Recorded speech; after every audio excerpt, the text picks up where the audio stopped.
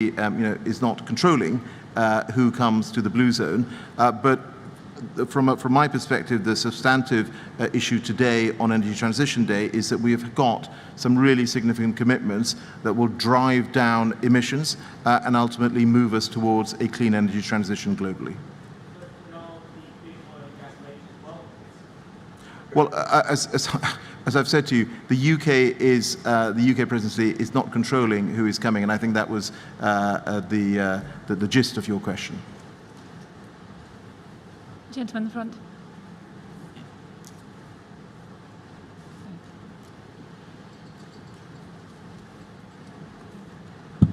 Thank you very much. Sebastian Montes from Forbes. My question regarding Mr. President. Today was revealed that China emitted 31% of CO2 in 2021 all over the world. So I would like to know if China has more commitments in this agreement, and what else are they doing to ensure this stop of financing projects on fossil fuels? Thank you.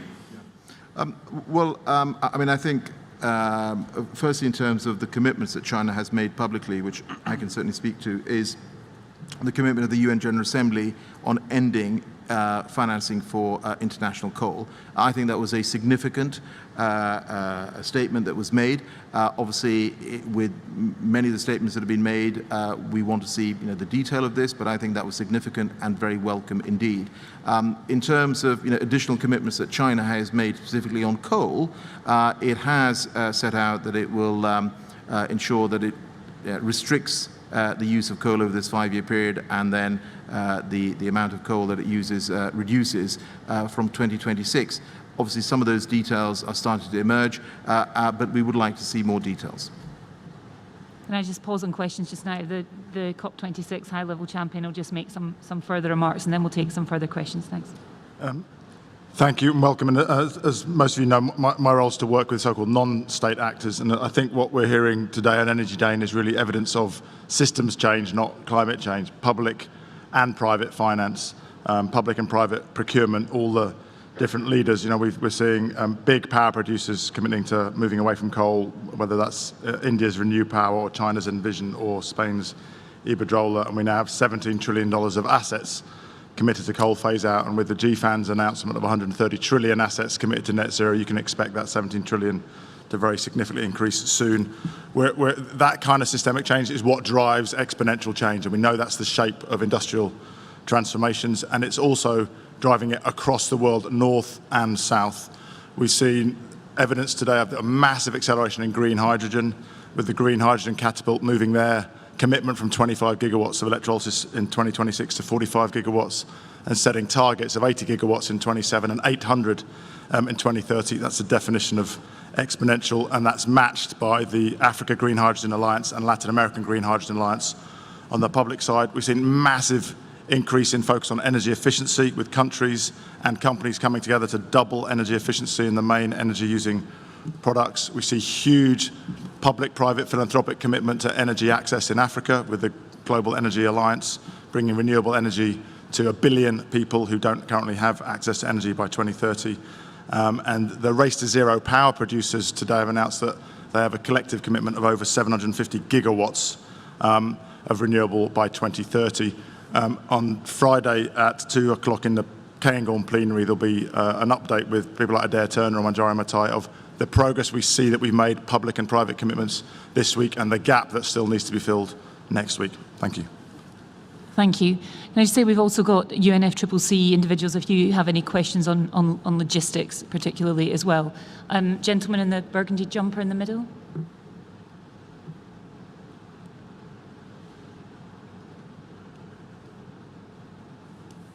Hi there, Patrick Gailey from AFP.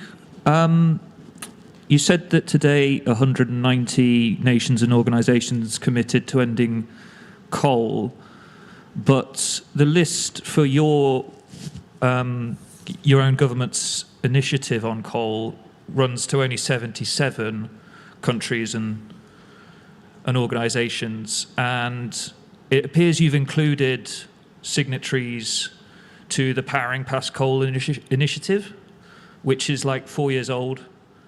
and nothing to do with you. So I just wondered, why are you trying to take credit for commitments that don't concern you and are 4 years old?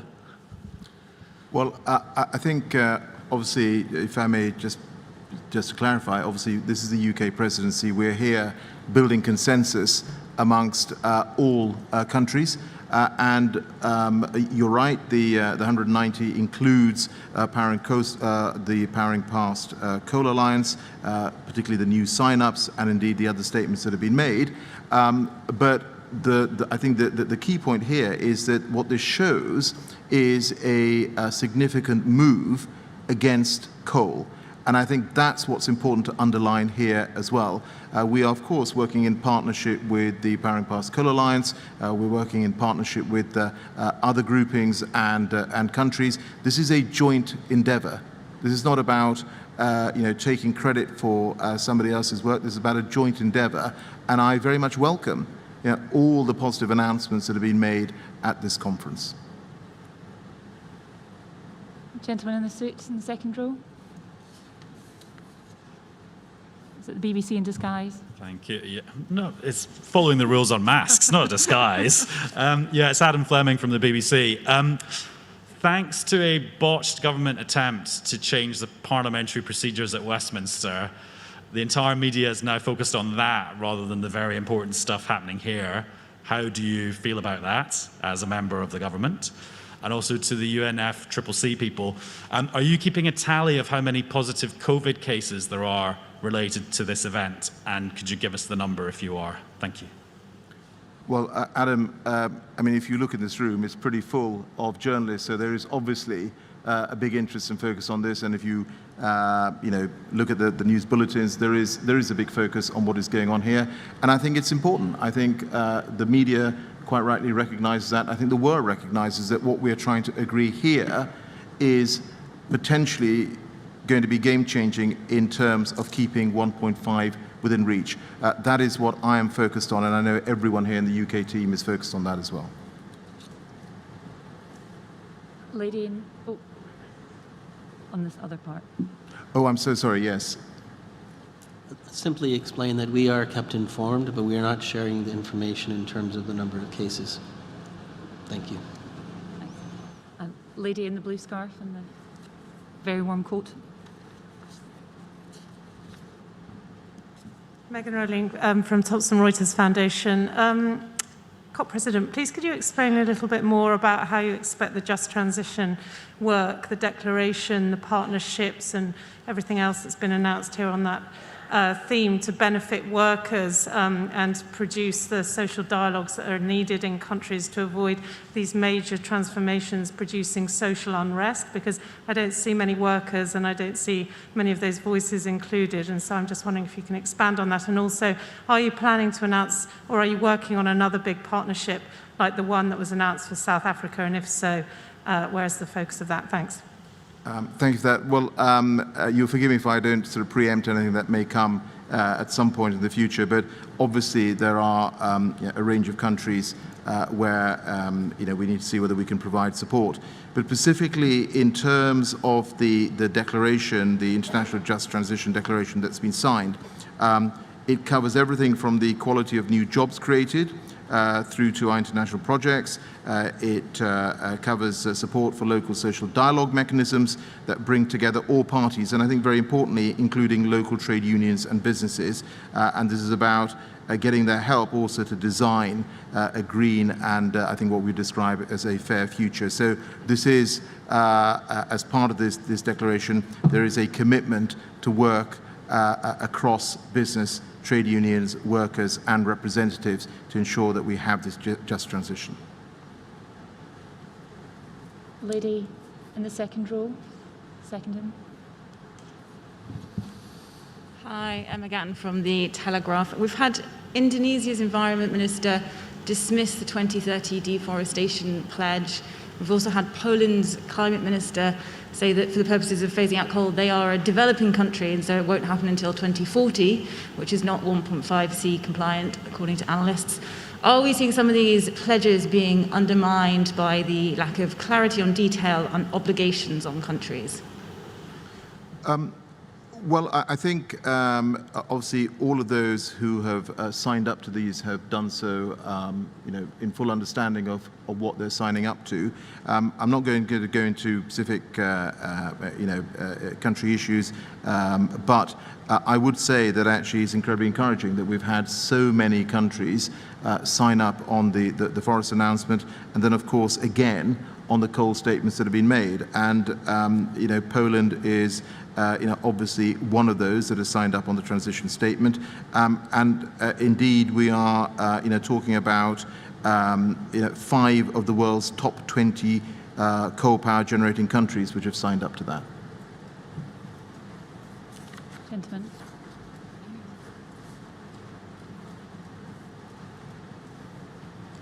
Thanks. Carl Matheson from Politico.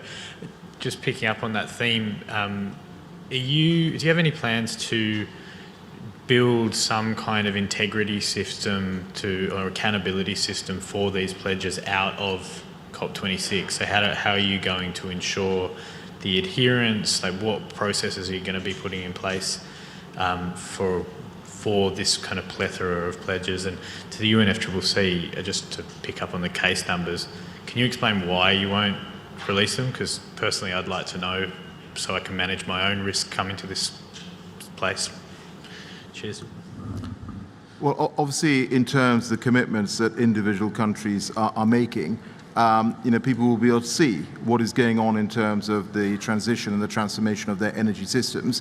And having signed up to these commitments, obviously, everyone will hold individual countries to account. So I think you will see that coming through. And of course, there was an announcement yesterday from the Chancellor as well in terms of what the UK will be looking to do in terms of its own net zero commitments and the interaction with business.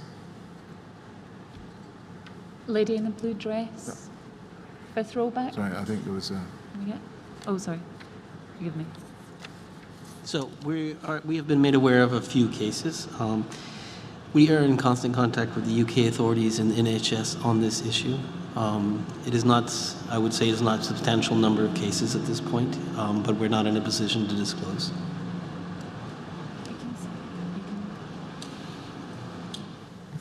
If I might just add on the point about tracking, you may have seen the Secretary General make a reference that the high-level champions will be working closely with the Secretary General on that. The race to zero, which all the non-state actors commitments on, that includes very clear commitments to publishing plans and transparency every year. You might also have seen the establishment of the International Sustainability Standards Board yesterday.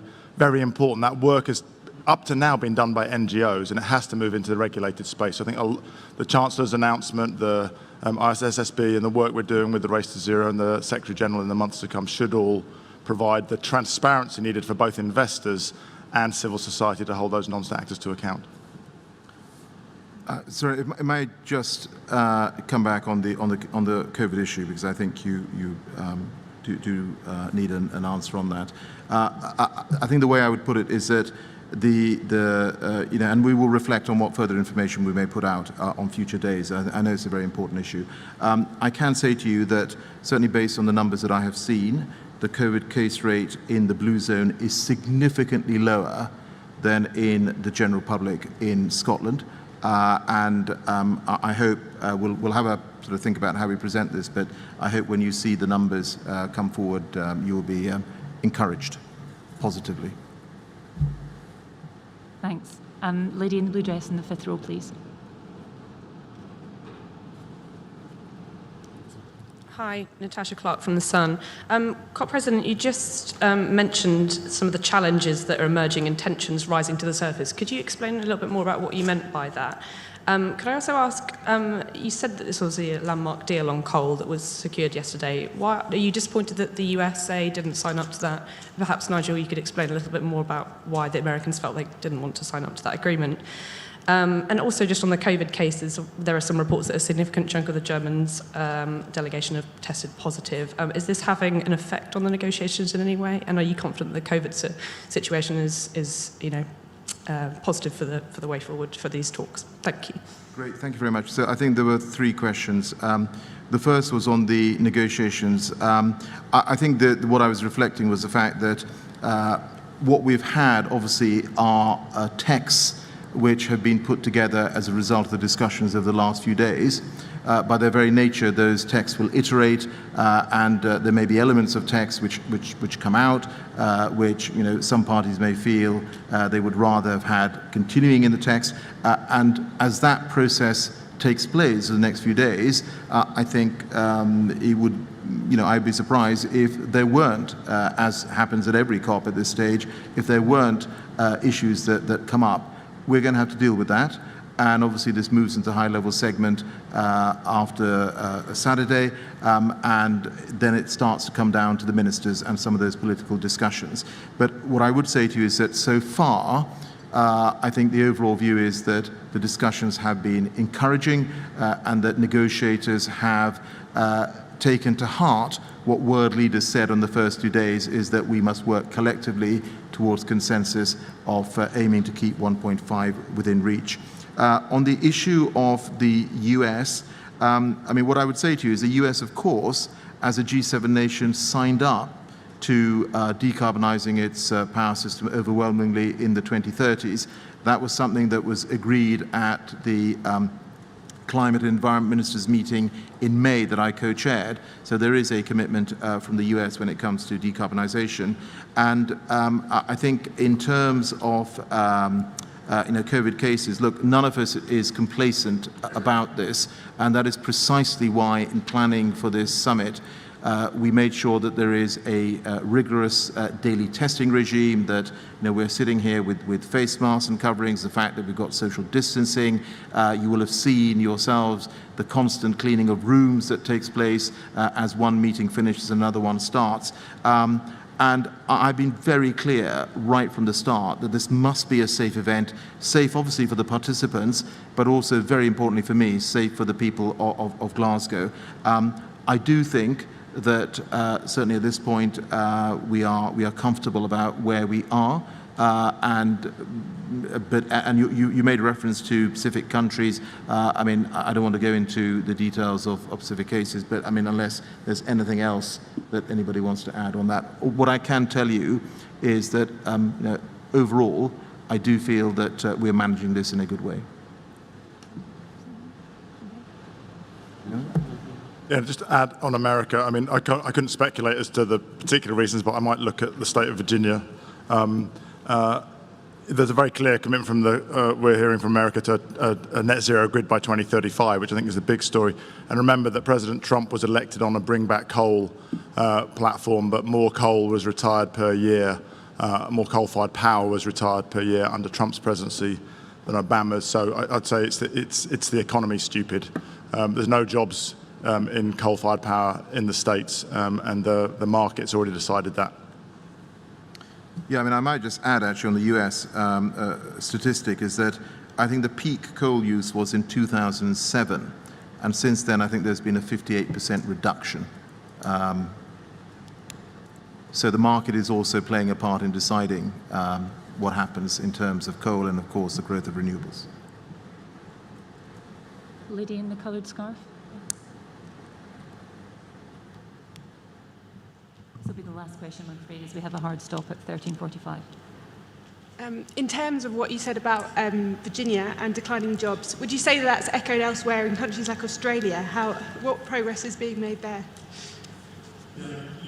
For example, you might have noticed that Fortescue Industries announced a net zero 2040 target, joining the race to zero just a couple of weeks ago. So, of course, the federal politics is quite challenging in Australia. Every state in Australia is in the race to zero. They've all committed to net zero by 2050. And industry is increasingly transitioning there. There's tens of billions of dollars going into renewables. We talk about Australia being the country that's lucky twice, right? They had lots of fossil fuel reserves and minerals naturally. They also have a lot of sun and land, which is just what you need.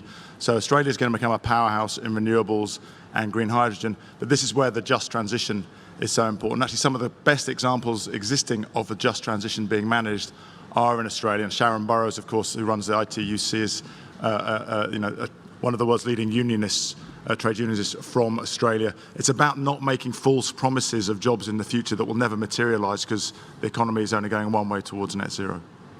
And how far away are we from the Australian government talking the talk? do you think? I don't know. Thank you very much, everyone, for joining us.